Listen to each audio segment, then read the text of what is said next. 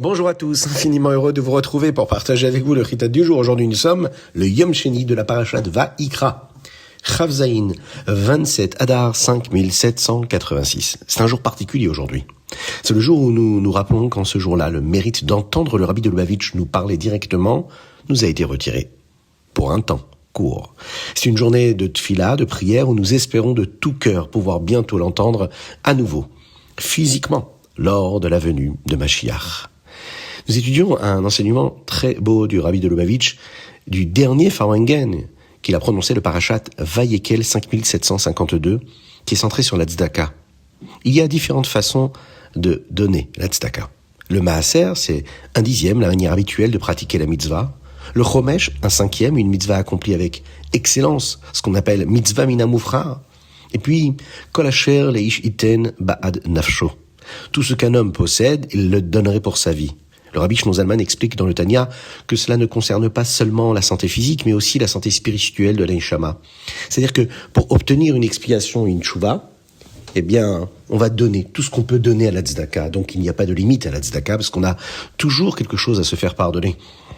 Le Rabbi n'a pas seulement enseigné cela, il l'a montré par ses actes.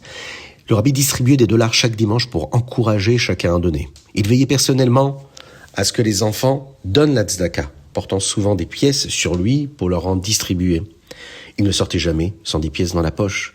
Il a demandé qu'une boîte de tzedaka soit présente partout, dans les cuisines, dans les bureaux, dans les voitures et même dans les chambres d'enfants.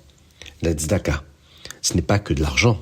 C'est aussi donner de son temps, donner un sourire, donner de la joie, partager ses connaissances, donner ce que nous pouvons donner aux autres, toujours donner. C'est ce que le Rabbi nous a donné comme exemple et ce que nous devons continuer à faire encore et toujours. Aujourd'hui, nous allons commencer par notre chumash du jour. Et le chumash aujourd'hui, c'est le Sheni. Akadosh Baruch Hu continue de parler à Moshe Rabbeinu des cadeaux, de la nedava que le Ham Israël pouvait apporter au Mishkan. Hier, nous avons parlé du korban olah qui pouvait être fait par un animal, une béhéma. Aujourd'hui, nous allons nous rappeler que si une personne n'a pas les moyens d'offrir un animal, elle peut offrir aussi un oiseau. Bien que plus petit, s'il est offert avec une bonne intention, une bonne kavana, il apporte autant de satisfaction à Dieu. Contrairement à l'animal dont on lave les entrailles, on jette celle de l'oiseau. Pourquoi ? Rashi explique que l'animal de ferme ne mange que ce que son maître lui donne, alors que l'oiseau vole et mange ce qu'il trouve, ce qui s'apparente en fait à du vol. Et donc on écarte ces parties pour que le sacrifice, le korban, n'ait aucun lien avec le vol. Les plumes de l'animal sont brûlées avec l'oiseau malgré l'odeur, car Akadosh Baruch Hu veut que le sacrifice du pauvre paraisse aussi grand et honorable que possible. Ensuite, dans la paracha, nous parlons de l'offrande qui pouvait être faite avec de la farine, le korban mincha. Pour les plus pauvres, Akadosh Baruch Hu propose la farine. Et la Torah utilise le mot nefesh au lieu de Adam. Hachem ici considère que celui qui est très pauvre et donne quand même une offrande est en train d'offrir en réalité son âme entière. Il est considéré ici comme un magnifique korban. Le korban mincha est fait de farine fine avec de l'huile et des épices. Une poignée est brûlée, le reste est mangé par les kohanim. Il y avait également la mincha qui était cuite, c'est-à-dire des chalot matzot qui étaient mélangés à l'huile, soit des rekike matzot, de l'huile étalée dessus. Il y avait également le korban mincha qui était frit, c'est-à-dire qui était cuite à la poêle jusqu'à être croustillante. Il est important de rappeler que pour les offrandes qui étaient cuites, le Kohen doit les rompre en morceaux avant de verser de l'huile.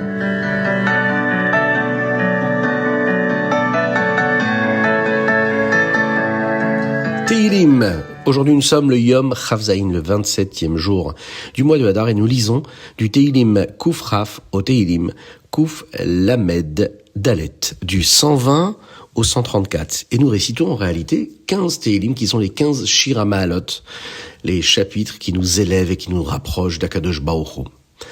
Ces chapitres-là ont d'abord été dits par Yaakov Avinu chez Lavan, puis par David Amelech, le roi David. Lors du creusement des fondations du temple, les eaux souterraines menacèrent de tout inonder. David inscrivit le nom d'Hachem sur un tesson d'argile pour faire descendre l'eau. Mais l'eau descendit trop bas. David récita alors ses 15 chants, ses 15 Shira Ma'alot, et l'eau remonta de 15 coudées, de 15 amotes, pour irriguer la terre.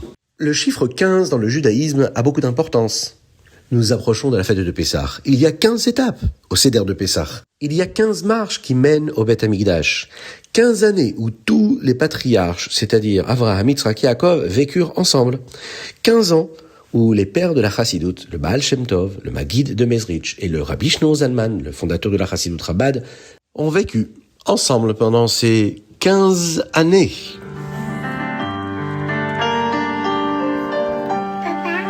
Oui, qu'est-ce qu'on est en train de faire le Rida du jour. Très bien. Et là, nous allons passer, juste après avoir étudié le Tehillim, nous allons passer au Tanya du jour. Et dans notre Tanya, nous allons retrouver le chapitre Lamed Zayin, chapitre 37. Nous allons parler de la tzedaka. Pourquoi la tzedaka était la mitzvah par excellence qui rapproche de la Géoula? Dans le Talmud Yerushalmi, il est dit que le mot mitzvah désigne la tzedaka. La plupart des mitzvot n'utilisent qu'une partie du corps, la main, les pieds pour y aller. Mais pour gagner de l'argent, une personne utilise toutes ses forces. Elle utilise de nombreux objets matériels, elle utilise énormément d'énergie, tout son environnement. Eh bien, en donnant cet argent qu'elle a gagné durement à la tzedaka, on sanctifie instantanément tous les efforts et toutes les ressources matérielles utilisées pour le gagner. C'est pour cela que la tzedaka prépare une plus grande partie du monde pour Mashiach que n'importe quelle autre mitzvah aurait pu nous permettre d'apporter.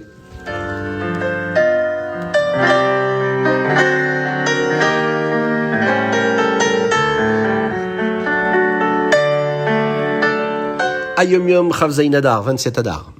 Lorsqu'on fait un cheshbon nefesh, c'est-à-dire un bilan spirituel, eh bien on doit être dans la vérité, le émet. Certains sont trop stricts et s'inventent des fautes qui n'existent pas. D'autres ignorent leurs vrais problèmes par paresse. Un juif doit être juste, ne pas être trop mahmir, trop strict sur ce qui est correct, ni trop mekil, trop indulgent sur ce qui doit être corrigé. Il faut être juste. Il faut être dans le juste milieu. Chav Zayin Adar Sheni. Le Rabbi Rachab, le Rabbi Shalom Dovber explique la faute de Nadav et Avihu, fils d'Aaron. Ratzo, c'est considéré comme le désir ardent de se rapprocher d'Hachem. Ils étaient tellement heureux qu'ils en ont oublié l'essentiel. Le chouv, c'est le retour, c'est-à-dire se rappeler que le plus important n'est pas seulement d'être proche de Dieu, mais de faire ce qu'Hachem veut, d'accomplir des mitzvot ici-bas.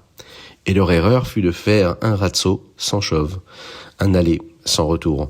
Il faut toujours ramener ce que l'on peut prendre quand on s'élève et l'habiller dans la matérialité. Le faire descendre en nous, se l'approprier, que ça fasse partie de notre vie réelle, ici-bas, dans ce monde matériel.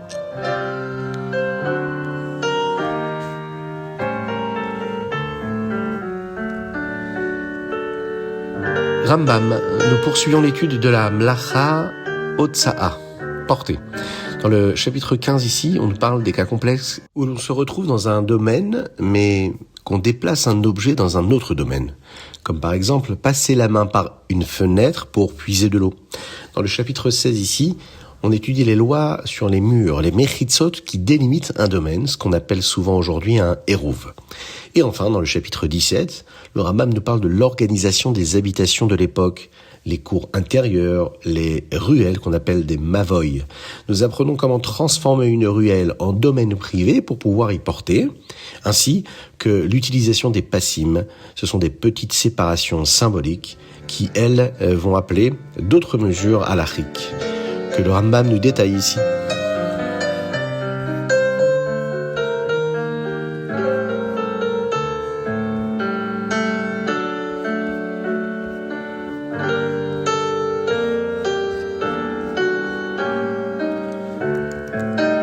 C'était le Chitat du jour. Je vous invite à le partager avec le plus grand nombre et on va se quitter avec un très très bel enseignement en ce jour du Chav Zayin Adar.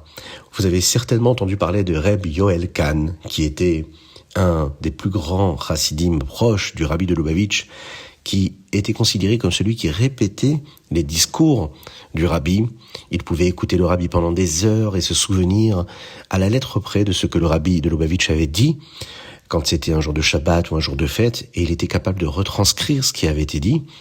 Et bien sûr, pendant plusieurs années, jusqu'à encore il n'y a pas si longtemps que cela, il a été un très grand maître de Chassidut, un très grand mashpia, qui a enseigné la Chassidut au plus grand nombre. Rav Yoel Kahn raconte une histoire qui s'est déroulée lors d'un Farbrengen de la Parashat Shmini en 5712, c'est-à-dire en 1952. Un certain chassid s'est approché du rabbi de Lubavitch pendant le Farbrengen pour raconter une histoire qui lui était arrivée avec le rabbi précédent, le rabbi Yosef Yitzhak. Le chassid commença en disant « Cette histoire s'est passée avec le rabbi Nishmato Eden, dont l'âme est au jardin d'Éden », faisant référence au rabbi Yosef Yitzhak. Dès que le rabbi entendit ces mots, son visage devint très sérieux.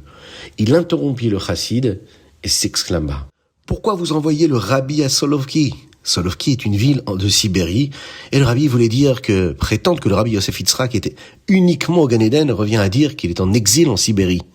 Le rabbi pleura beaucoup en prononçant ces paroles, puis il conclut « Le rabbi est ici avec nous ». L'enseignement que nous a expliqué le Rav Yoel Kahn à ce moment-là, c'est une leçon que nous pouvons chacun de nous tirer. C'est que bien que ce Farbrengen ait eu lieu 2 ans après la Hilstalkut, c'est-à-dire le départ physique du rabbi Yosef Yitzhak, et que le rabbi de Lubavitch, qui était son gendre, soit déjà présent avec les chassidim. Le rabbi a affirmé avec force que le rabbi Yosef Yitzhak était toujours là, présent avec les chassidim, et non simplement en train de profiter du Gan Eden. Non, il était avec nous. C'est certainement aussi vrai aujourd'hui, on peut le constater. Il suffit d'ouvrir les yeux. Le rabbi est avec nous, et lorsque nous étudions la Torah du rabbi, que nous suivons ses instructions, que nous accomplissons toutes ses demandes, toutes ses requêtes, quand on étudie le Chitat du jour, quand on étudie le Rambam, qu'Akadosh Baruch Hu fasse, que Bezrat Hashem ait la force de le faire tous les jours avec beaucoup de force et de joie véritable, eh bien nous mériterons très bientôt que le rabbi de Lubavitch nous sorte tous de cet exil pour nous mener à la Geoula Shlema, Geoula totale et complète, immédiatement. Mamash, mamash, mamash. Pensez à nous envoyer vos dédicaces plus 33 6 21 37 24 52 sur WhatsApp.